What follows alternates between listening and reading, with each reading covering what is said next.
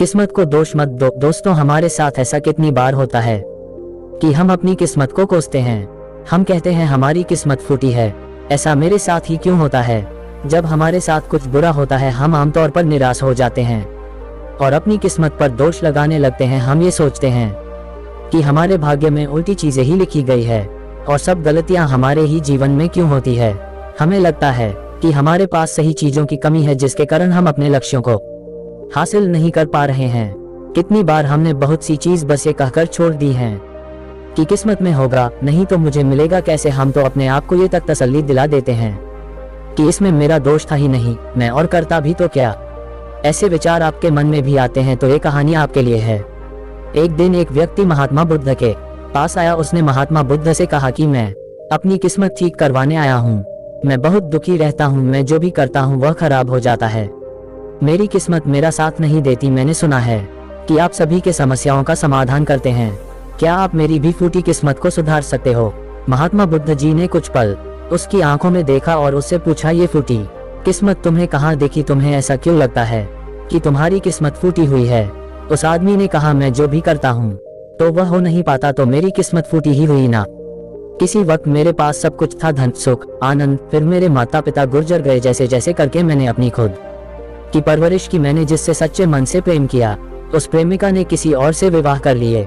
मैंने एक छोटा सा व्यापार शुरू किया तो जी मित्र के साथ मैंने वह व्यापार शुरू किया। वह मेरा व्यापार ही खराब बैठा। मुझे किसी ने बताया कि आप सारी समस्याओं का हल निकाल देते हो, क्या आप मेरी भी किस्मत ठीक कर सकते हो? महात्मा बुद्ध ने कहा, लाओ अपनी फूटी किस्मत मुझे दे दो, मैं अभी उसकी मरम्मत कर देता हूँ। व्यक्ति ने कहा, मैं किस्मत को कैसे दे सकता हूँ, वह तो दिखाई भी नहीं देती। महात्मा बुद्ध ने पूछा, जब तुम्हें तुम्हारी किस्मत दिखाई ही नहीं देती तो तुम्हें कैसे पता कि वह खराब हो चुकी है? उस व्यक्ति ने सोचकर उत्तर दिया, नहीं, मैंने कभी ऐसा नहीं देखा कि मेरी किस्मत सचमुच खराब हो चुकी हो। व्यक्ति ने कहा, मेरी किस्मत खराब है तभी तो मेरे साथ सब कुछ गड़बड़ हो जाता है। मेरे बनाए बनाए कामों पर पानी फिर जाता है। अगर मेरी किस्मत अच्छी होती तो सब कुछ ठीक होता। तो महात्मा बुद्ध ने कहा, तुम ठीक दिखाई देते हो, तुम्हारा स्वास्थ्य भी ठीक लग रहा है, तुम्हारे हाथ पैर भी सलामत है, तुम अभी तक मरे नहीं हो। मुझे तो तुम्हारी किस्मत में कोई भी खराबी नहीं लग रही है, सब कुछ सही लग रहा है। अगर किस्मत खराब होती तो तुम बीमार हो जाते, तुम्हारा अंग भंग हो जाता है या तो मृत्यु को प्राप्त हो जाते, लेकिन ऐसा तो कुछ भी नहीं है। फिर तुम क्यों कह रहे हो कि तुम्हारी किस्मत फूटी हुई है?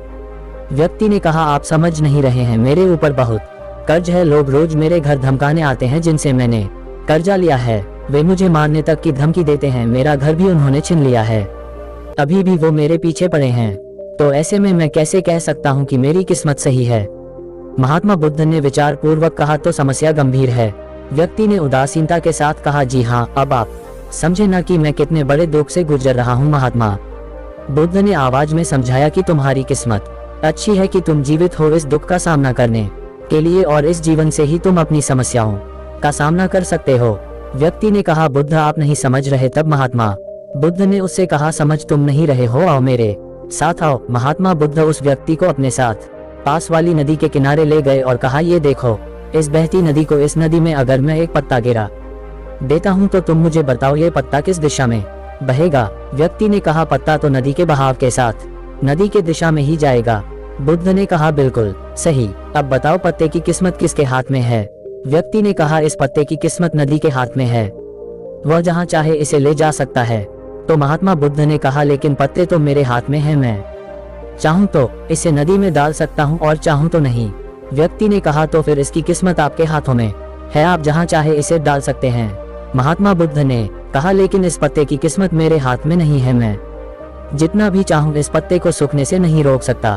ये सूख ही जाएगा और मर जाएगा। जब तक ये पेड़ पर था, ये हरा था, इसे ऊर्जा मिल रही थी, लेकिन अब ये पेड़ से अलग हो गया है। अब बताओ इस पत्ते की किस्मत अच्छी है या बुरी? व्यक्ति ने कहा, अब तो इसकी किस्मत बुरी है, क्योंकि अभी अपने पेड़ से अलग हो गया है और ज्यादा दिन जीवित भी नहीं रह पाएगा, धीरे धीरे सूख जाएगा। महात्मा बुद्ध ने कहा, अभी ये मरा नहीं है, अभी भी ये जीवित है, और लाभ यह है कि अभी यह पत्ता वह सब कुछ कर सकता है जो वह पेड़ से लगे रहकर नहीं कर सकता था। बुद्ध ने वह पत्ता हवा में छोड़ दिया, वह उड़कर दूर जा गिरा। तब बुद्ध ने कहा, देखो पेड़ पर रहकर भी कभी इतनी दूर नहीं जा सकता था, आज इसने स्वतंत्र होकर उड़ने का आनंद लिया है। फिर वह पत्ता उड़कर नदी में जा गिरा। बुद्ध ने कहा, देखा अब वह पत्ता नदी में तैरने का भी आनंद ले रहा है। और अगर तुम ध्यान से देखो तो ये पता कितने ही छोटे छोटे जीवों को अपने ऊपर बैठाकर नदी के एक किनारे से दूसरे किनारे पहुंच रहा है।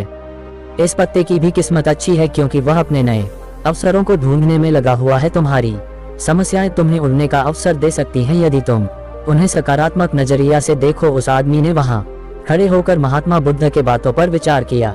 धीरे धीरे उसने पूरी कहानी के पीछे छुपी गहरे अर्थ को समझना शुरू किया। वह महात्मा बुद्ध की ओर देखते हुए बोला, आप सही कह रहे हैं महात्मा, मैंने अपने भाग्य पर ध्यान देने में अपनी दृष्टिकोण को सीमित कर दिया था। मैं इतना प्रयास कर रहा था कि समस्याओं और मुश्किलों पर ही फोकस करता रहता, जिसके कारण मैं उनमें मौजूद अवसरों को देखने में समर्थ था। मुझे अब समझ आ गया है कि मेरी फूटी किस्मत बस एक डर और निराशा से उत्पन्न एक धारणा थी।